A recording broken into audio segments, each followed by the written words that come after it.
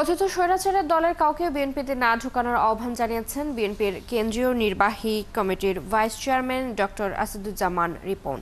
শনিবার বিকেলে ফরিদপুরের অম্বিকা মেমোরিয়াল বিএনপির নতুন সদস্য সংগ্রহ ও সদস্য নবায়ন কার্যক্রমে তিনি একথা বলেন। এ সময় তিনি জানান, আওয়ামী লীগ আর বাংলাদেশের রাজনীতিতে পুনর্বাসিত হবে না।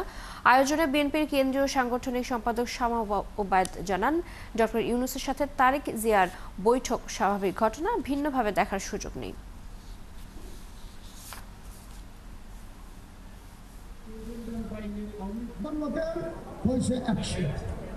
মাঝে মধ্যে বিভিন্ন সোশ্যাল মিডিয়াতে আওয়ামী লীগের নানা ধরনের ভুয়া প্রচারণা হয়।